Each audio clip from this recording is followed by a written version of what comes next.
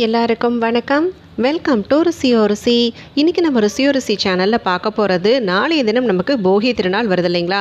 அப்படி அந்த போகி திருநாளின் பொழுது எல்லா விதமான பழையன பொருட்கள் அனைத்தையுமே கழியும் பொழுது நமக்குள்ளே ஏற்படக்கூடிய எதிர்மறை எண்ணங்களையும் நம்ம வீட்டில் நம்மளையும் அறியாமல் சூழ்ந்திருக்கக்கூடிய எதிர்மறை ஆற்றலிருந்து வெளிப்படணும் அப்படின்னு சொல்லும் பொழுது எந்த குறிப்பிட்ட பொருள் அனைத்தையுமே சேர்த்து குளிக்கின்ற நீரில் நம்ம நீராடணும். அது மட்டும் இல்லாமல் எந்த ஒரு கலச நீர் வழிபாட்டை மேற்கொண்டு அந்த நீரை வீட்டில் அனைத்து இடங்களிலுமே தெளிப்பதன் பலனா நல்ல சக்திகள் வீடுகளில் குடிக்கொள்ளும். அதே சமயத்தில் நமக்குள்ளேயும் நல்ல ஒரு நேர்மறை எண்ணங்களானது பெருகும். அப்படிங்கிறதுக்குண்டான அனைத்து விதமான தகவல்களை பற்றி தான் நம்ம இன்னைக்கு இந்த பதிவின் மூலிமா தெரிஞ்சுக்க போகிறோம். வீடியோவை எங்கேயுமே ஸ்கிப் பண்ணாமல் பாருங்கள். அப்போ தான் எந்த ஒரு சின்ன தகவலையுமே நீங்கள் மிஸ் பண்ணாமல் தெரிஞ்சுக்க முடியும். இப்போ நம்ம ஸ்டார்ட் பண்ணிடலாம். சரி, இந்த போகி திருநாளின் பொழுது எந்த ஒரு விசேஷ நீர் வழிபாட்டை எப்படி மேற்கொள்ளணும் அப்படிங்கிறத தெரிஞ்சுக்கலாம். சாதாரணமாக நம்ம காலை நேரத்தில் எழுந்ததுமே தலை ஸ்நானம் மேற்கொள்வது அப்படிங்கிறத முக்கியமான விசேஷ தினங்களில் செய்வோம் பார்த்தீங்களா? அப்படி நம்ம செய்யும் பொழுது இந்த குறிப்பிட்ட போகி திருநாளின் பொழுது நீங்கள் குளிக்கக்கூடிய நீரில் முக்கியமான பொருட்கள் அனைத்தையுமே சேர்த்து குளிப்பதன் பலனா நம்மளை சூழ்ந்திருக்கக்கூடிய எதிர்மறை ஆற்றல் அனைத்துமே விலகுவதற்குண்டான வாய்ப்பு ஏற்படும். ஒரு சில நேரங்களில் நமக்கு ஏற்படக்கூடிய தலை தூக்கக்கூடிய எதிர்மறை எண்ணங்களும் மட்டுப்படுவதற்குண்டான வாய்ப்பு ஏற்படும். அப்படி என்ன பொருள் அப்படின்னு சொல்லி கேட்டிங்கன்னா, முதல்ல நீங்கள் வீட்டில் கஸ்தூரி மஞ்சள் வைத்திருக்கிறீங்க அப்படின்னு சொல்லும் பொழுது ஒரு சிட்டிகை அளவு கஸ்தூரி மஞ்சள் சேர்த்துக்கோங்க. குளிக்கின்ற நீர் வெது வெதுப்பாகவும் இருக்கலாம், இல்லை நீங்கள் சாதாரணமாக பைப் வாட்டரில் தான் எடுத்து குளிப்பீங்க அப்படின்னு சொன்னாலும் எப்படி வேணாலும் எடுத்துக்கோங்க. ஆனால் பக்கெட்டில் நீங்கள் தண்ணியை நிரப்பிட்டு நான் சொல்கிற பொருள் எல்லாமே சேர்த்துட்டு அதுக்கப்புறம் குளிங்க. இது குழந்தைங்கள்லேருந்து பெரியவங்க வரைக்கும் எல்லாருமே பயன்படுத்திக்கலாம். ஒரு சிட்டிகை கஸ்தூரி மஞ்சள் சேர்த்துருங்க. இது கூட ஒரு ஸ்பூன் அளவுக்கு சுத்தமான பசும்பால், காய்ச்சின பாலாக இருந்தாலும் சரி காய்ச்சாத பாலாக இருந்தாலும் சரி சுத்தமான பசும்பால் சேர்த்துக்கோங்க. ஒரு கொத்து வேப்பிலை கண்டிப்பாக சேர்த்துக்கணும். இது கூட ஒரு துண்டு பச்சை கற்பூரத்தையும் சேர்த்துருங்க. ரோஜா இதழ்கள் இருக்குது அப்படின்னு சொன்னால், பன்னீர் ரோஜாயினுடைய இதழ்கள் அப்படின்னாக்கா ரொம்ப ரொம்ப சிறப்பு. அது சும்மா கொஞ்சமாக இருந்தால் கூட போதுங்க. இது எல்லாமே சேர்த்து ஒரு 5 நிமிஷம் நீங்கள் அப்படியே அந்த தண்ணியில் விட்டுட்டு அதுக்கப்புறமா நீங்கள் தலை ஸ்நானம் மேற்கொள்வது அப்படிங்கிறது செய்துக்கலாம். நம்ம சேர்த்துருக்கக்கூடிய ஒவ்வொரு பொருளும் பார்த்தீங்க அப்படின்னு சொன்னால் விசேஷமான நன்மைகளை பெற்றுத்தரக்கூடிய பொருட்கள். பசும்பால் அப்படின்னு சொல்லி எடுத்துக்கிட்டாலே அனைத்து தெய்வத்தினுடைய ஆசையும் பெற்றுத்தரக்கூடிய பசுமாட்டிலிருந்து கிடைக்கக்கூடிய பொருள் அப்படிங்கிறதால இதை கொண்டு நம்ம இந்த குறிப்பிட்ட போகி திருநாளின் பொழுது தலை ஸ்நானம் மேற்கொண்டோம் அப்படின்னு சொன்னால் நம்மளை பிடித்திருக்கக்கூடிய எல்லா விதமான தோஷங்களும் விலகும் அப்படிங்கிற ஒரு நம்பிக்கையானது இருக்குது. அடுத்ததாக நம்ம சேர்த்திருக்கக்கூடிய மஞ்சள் பார்த்தீங்க அப்படின்னு சொன்னால் கெட்டவைகள் அனைத்தையுமே விளக்கக்கூடிய ஆற்றல் கொண்டு இருக்குது. பச்சை கற்பூரத்தை பொறுத்த வரைக்கும் அதை நம்ம சாதாரணமாகவே தினசரி தண்ணீரில் சேர்த்து குளிக்கும் பொழுது அதிர்ஷ்டம் அடைமழையாய் பொழிவதற்குண்டான வாய்ப்பு ஏற்படும் அப்படின்னு சொல்லி நம்பப்படுது. அதனால் இந்த பொருட்கள் ஒவ்வொன்றுக்குமே பார்த்தீங்க அப்படின்னு சொன்னால் வேப்பிலையை பொறுத்த வரைக்கும் கெட்டவைகளை அளிக்கக்கூடிய ஆற்றல் இதுகிட்ட நிறைய இருக்குது. அதனால் எல்லா பொருளையுமே கண்டிப்பாக நீங்கள் சேர்த்துக்கோங்க.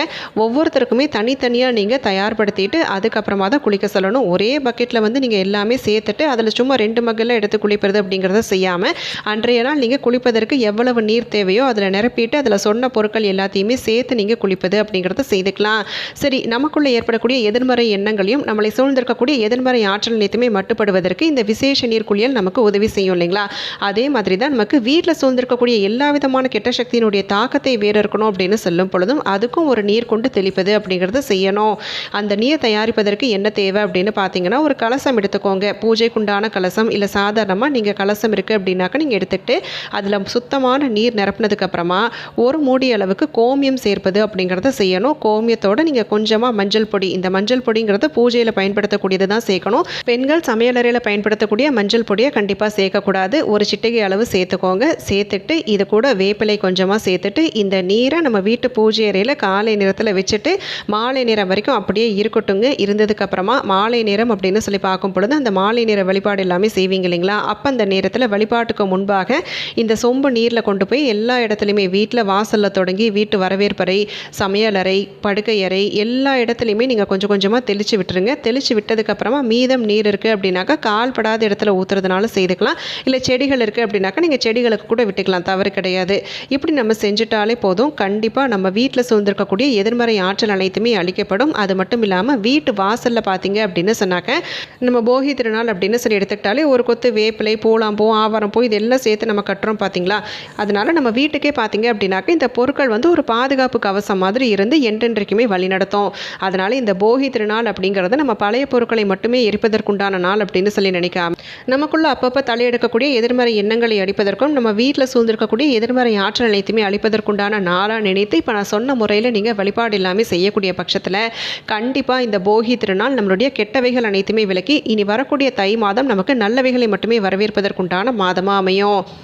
இப்போ நம்ம இந்த பதிவின் மூலயமா போகி திருநாளின் பொழுது பழையன கழிதல் அப்படின்னு சொல்லி பழைய பொருட்கள் அனைத்தையுமே கழிக்கக்கூடிய சமயத்தில் நம்ம வீட்டில் நம்மளையும் அறியாமல் சூழ்ந்திருக்கக்கூடிய எதிர்மறை ஆற்றலினுடைய தாக்கத்திலிருந்து வெளிப்படணும். அதே சமயத்தில் நம்ம வீட்டில் மட்டும் இல்லாமல் நமக்குள்ளேயும் எழக்கூடிய எதிர்மறை எண்ணங்கள் அனைத்தையுமே கட்டுப்படுத்தணும் அப்படின்னு சொல்லும் பொழுது எந்த விசேஷ நீர் குளியல் வழிபாடு நமக்கு கை கொடுக்கும், எந்த கலச நீர் வழிபாட்டை மேற்கொண்டு அதை வீட்டில் அனைத்து இடங்களையும் தெளிக்கணுங்கிறதுக்குண்டான எல்லா விதமான தகவல்களையுமே தெரிஞ்சுக்கிட்டோம்.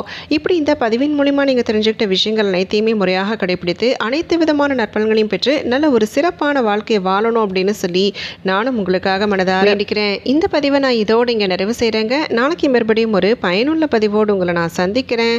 அது வரைக்கும் நன்றி, வணக்கம்.